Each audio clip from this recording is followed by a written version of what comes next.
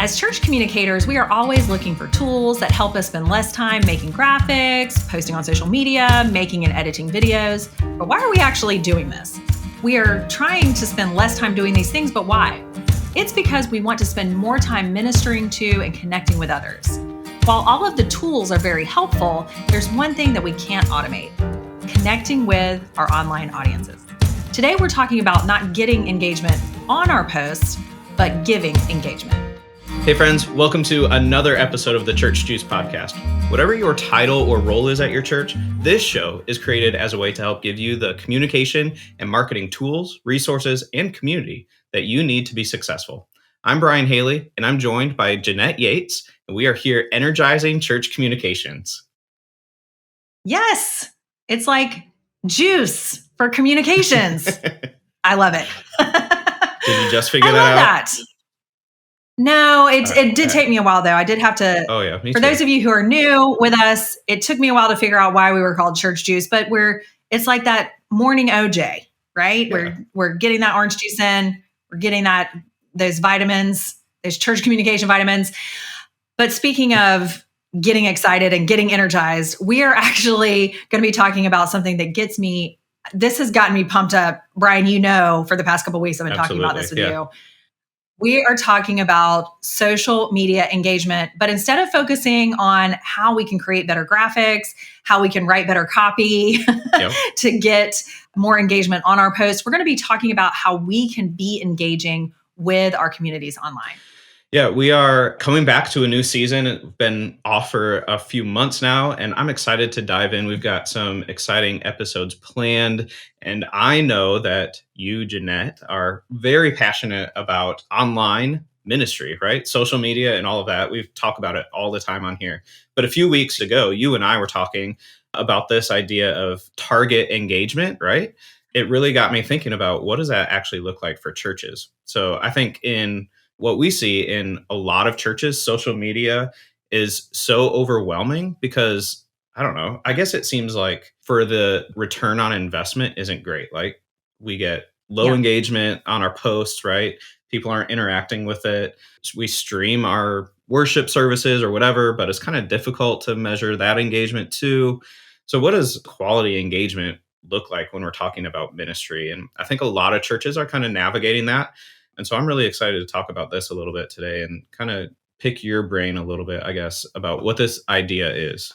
Well, typically when we're talking about social media ministry or churches engaging or connecting with people on social media, we talk a lot about creating better graphics and being consistent online. And then I think as churches, sometimes churches are focused on trying to get the audience to do something. Right. Come to church. Right. Watch church, sign up for our event, invite your friends to church. Or sometimes we're like, well, we want to get the gospel out there. And the best way to do that is to share the Bible. Right. So we make Bible graphics, which I'm not knocking that. I'm not saying don't do that. That is really just barely scratching the surface. Right. And, if we expect people to engage with us, we really need to initiate that engagement and engage with them. And that's where today's strategy comes in. And it's really putting the idea of engagement, it's kind of flipping it on its head, because everything that you look at in social media or whatever digital tool you're looking at, the engagement that you're getting, the analytics that you're looking at are all about who's interacting with your posts. So what you're posting works or doesn't work. This is why. But what we're talking about today is really flipping that on its head and interacting and engaging with other people. And so you kind of gave me this acronym or 3 letters, whatever that is. I don't know Initials, what it is. of TDE, right? So why don't you explain that a little bit? What are we talking about when you say TDE? Well, I love a good, shortened phrase, acronym, whatever. As most churches do too, right? Yes. So I was actually reading a blog post the other day from podcaster, blogger, coach. His name is Kevin Schmedlin, and he was talking about TDE. I think he may have coined it, so I want to give him proper credit, but it's what TDE stands for: targeted daily engagement. So if we think about targeted daily engagement, not like what is my target goal for people engaging with my post every day, this is, what in the blog post I was reading, and I think we might be able to link For it sure. in the show notes. He's talking about this idea of like, if you want people to listen to your podcast, or let's say come to your event or come to church or sign up for Yeah. something, and you're constantly just posting like a headshot with a graphic and you're telling people to go do it, that's not really going to get you a lot of traffic Right. to your event, to your church service, to your online service, to your podcast, right? Yeah.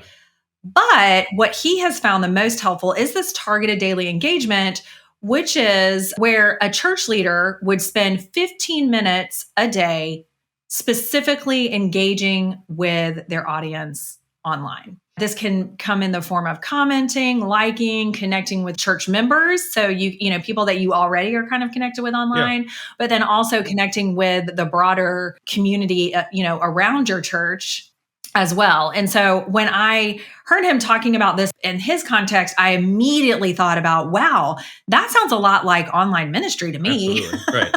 And I thought it was something that I wanted to share with all of our Church Juice listeners. I was like, this is great. And he's got it to where, this idea is not overwhelming. It's 15 minutes. Right. We talk a lot about scheduling posts, and we've even talked about how a church or a ministry shouldn't use their social media presence as a bulletin board and to try to create more interactive type of posts. But what we're talking about with your target daily engagement is really trying to be more proactive in that, trying to be more proactive in the way that we're engaging with people that we may or may not know in real life, but that we're interacting with in that digital space, because that's a ministry space as well. And I think that's an area that we haven't really done a whole lot with as most of the church, and kind of taking hold of that as a mission field. But really, when you're engaging with other people, when you're taking the time to, 15 minutes a day, like you said, when you're taking that time to, instead of look at the stats on your latest post, like go see what other people are posting or tweeting about, or their reels or whatever, and engaging with them there where they're at, that's over time, that's building community as you just kind of like build those relationships. And that takes time, right? So I think it's really a good idea for ministry leaders, volunteer, pastor, whatever. If you schedule 10, 15 minutes a day to go find people and interact with them, and, even if you're like DMing some people and just praying with them right there there's so much opportunity there. And so I love this idea. So why don't we talk practically, because we've kind of laid out the foundation, I guess, of what target daily engagement looks like. So practically speaking, what are some ideas? How would a church or a communications leader, how would they implement this? So I think there's a few different ways. And I kind of thought about like, okay, really, how does this work practically? Right. There's a lot of great strategies out there, but then Of course. they sound fantastic, but then actually trying to implement them is really difficult. Yeah. And so, or unsustainable, like it's easy, but it's not, you can't sustain it. There's a couple different things. So let's just start with like the easiest thing to do, which is go to your posts that you're already posting, and anybody who has commented on those, all we're talking about is, comment back. Yeah. So that's like the basic, like commenting. And some of you may be saying, well, if we had anybody commenting on our posts, that would be great. So, but that's just a basic, like you should be doing that anyway, even if you're not, that's 101. So I just wanted to get that out there. So that's one thing. Just make sure that you are actually engaging with the people who are engaging with you. But in addition to that, start with your church members, the people that are already following you and connected with you in some way. And every pastor, children's director, youth director, ministry leader, it doesn't just have to be the church communications director, and maybe sometimes shouldn't be. It depends on how in the background they are of the church. So every church is different in that way.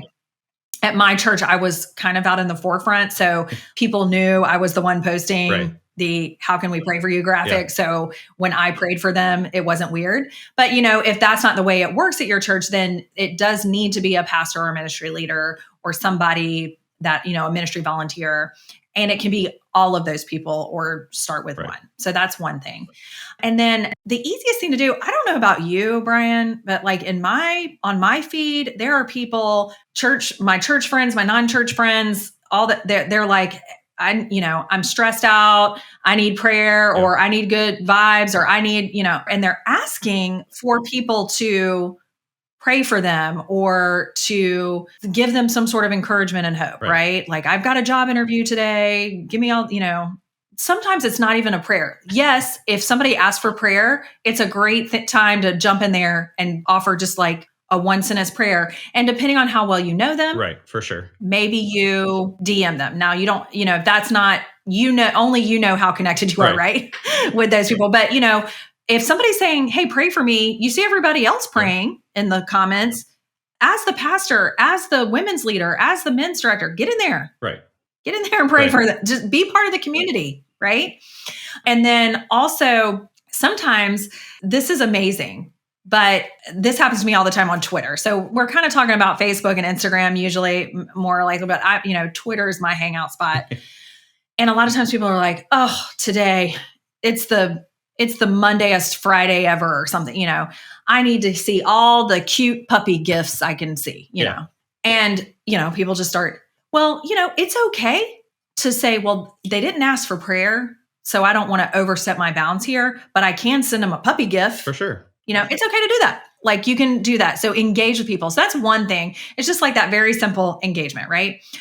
But then also another thing that is really important, especially when you're thinking about reaching out and connecting with people that aren't necessarily connected with you as the pastor or the ministry leader at your church, get into some community Facebook groups. I know in my town, we have Jacksonville Moms. In Jacksonville, Florida, we have the Jax Moms group. Yep. There's that one big group, but then we've got the Jax Moms on the south side and the Jax Beaches Moms and the Jax Elementary Moms. And that's just, there's kayaking and, whatever something you're interested in or something, like get into those groups and just be a part of that group. Just engage with people in that group on that, whatever they're talking about, that topic. And that goes a tremendous way into building trust. And of course, trust is going to be that ultimate community glue, right? The glue that holds that community together.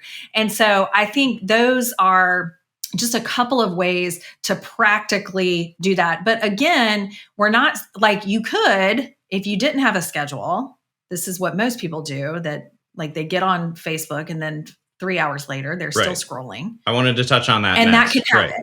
Yeah, I think it's important to identify what we're talking about and what we're not talking about too. Right. So we're talking about a target being 10 minutes a day, 15 minutes a day, where you are going onto Twitter or whatever platforms, and you are seeking out ways that you can engage with other people who are you are connected with. And you are building community that way. We're not talking about doom scrolling or just browsing Facebook for the heck of it. This is still a targeted time where you said, hey, you know what? I have 15 minutes. I'm going to interact with, I'm going to comment on, I'm going to like, I'm going to DM X amount of people in this 10 minutes. And then I'm done. I'll turn it off. I'll, whatever. But find ways for you to be purposeful in that little set of time. And the other thing that I wanted to point out too, that you've talked about, but haven't directly addressed, I guess, is that we're talking about both the brand of your church and you as a person. Yes. So both your, profile as you as a person, but also the account, the business of the church, and commenting and engaging both ways there too. So I just wanted to point both of those things out. Both of those are important. And there's times when one or the other might be more appropriate, right? So if there's a post from your church brand account and someone comments on that, you want to comment back as the church.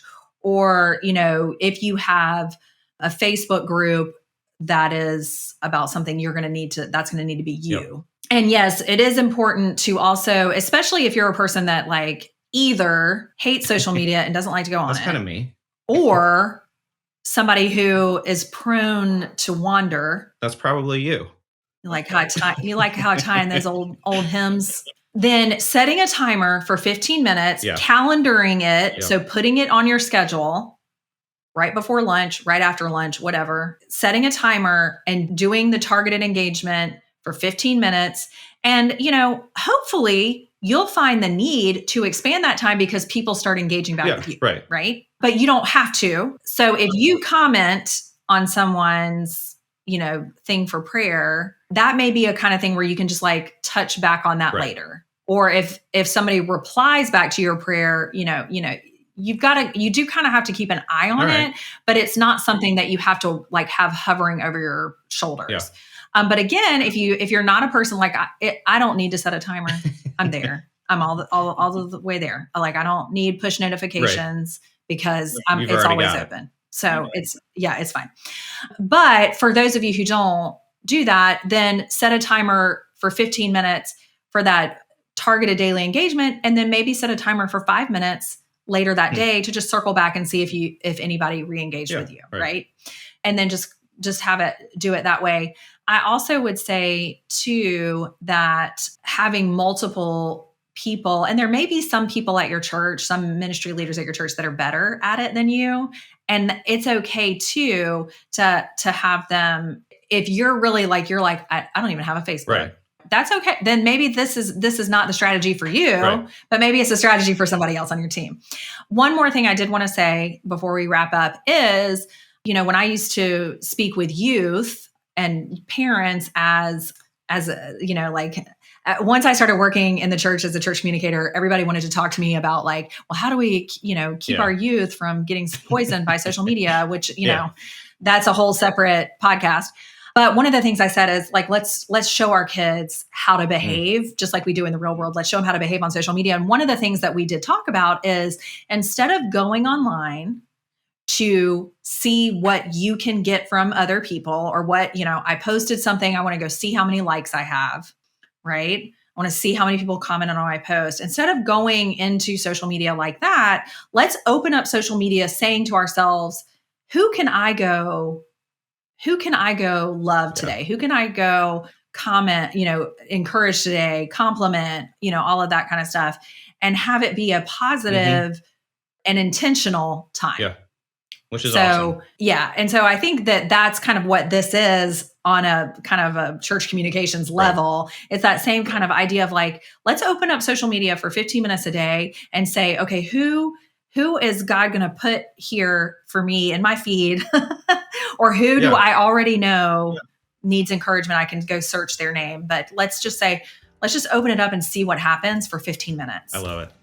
God can do a lot with 15 minutes, Brian. Of course. I mean, look what he did in 7 days. Oh boy. The church jokes.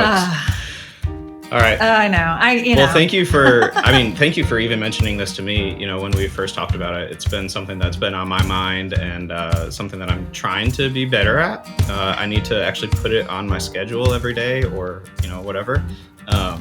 But I love the idea of just being purposeful and engaging with other people. So thanks for bringing this up and talking through with us. I really appreciate it. Well, that's a wrap on today's show. You'll find a link to all of today's show notes in the description below. And if you haven't already, make sure that you subscribe to the channel and turn on notifications. Then you won't miss any future episodes.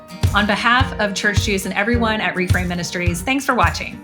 See you next week when we discuss digital life and the transformation of evangelical culture.